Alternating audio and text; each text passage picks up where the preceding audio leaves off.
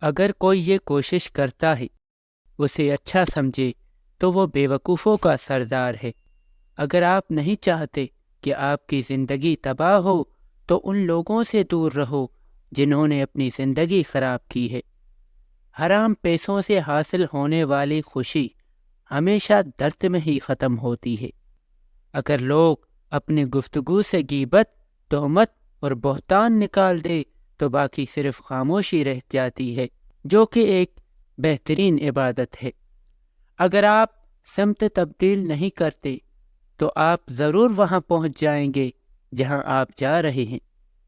اگر آپ کو معلوم ہو کہ کوئی شخص دوسروں کی عزت کو پامال کر سکتا ہے تو اس کے ساتھ آپ کا رابطہ نہیں ہونا چاہیے۔ کوئی شخص کتنا ہی برا کیوں نہ ہو، ظلم کے خلاف بغاوت ضرور کرتا ہے۔ جو دھوپ کی روشنی سے لطف اٹھانا چاہتا ہے اسے سائے کی ٹھنڈک کو چھوڑنا ہوگا۔ مسلسل اہمیت دینے کے باوجود بھی اگر رشتے بے قدرے اور بدمزاج رہیں تو رہنے کی بہترین جگہ اپنی حدود ہوتی ہے۔ انسان عمر سے نہیں بلکہ فکر سے بوڑھا ہوتا ہے۔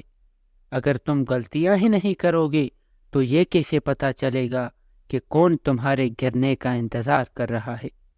جب خاموشی کو ہتھیار کے طور پر استعمال کیا جائے تو یہ الفاظ سے زیادہ زخم دے سکتی ہے۔ جس کی انا اس کے قد سے اونچی ہو وہ شخص رشتے نہیں نبھا سکتا۔ تکبر سے اپنا سر بلند نہ کرو، جیتنے والا بھی اپنا گولڈ میڈل سر جھکا کر ہی حاصل کرتا ہے۔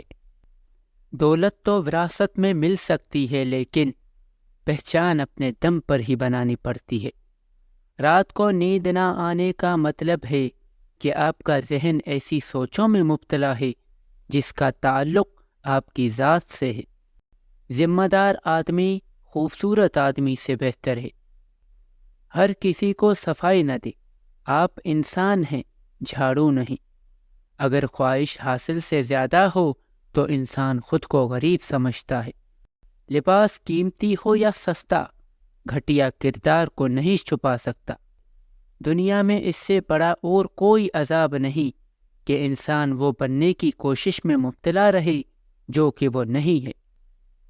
ہر شخص اپنے محبوب کی انگلی پکڑ کر اسے اپنے ماضی کی سیر ضرور کروانا چاہتا ہے۔ محبت سے غم اور اداسی ضرور پیدا ہوگی، وہ محبت ہی نہیں جو اداس نہ کرے۔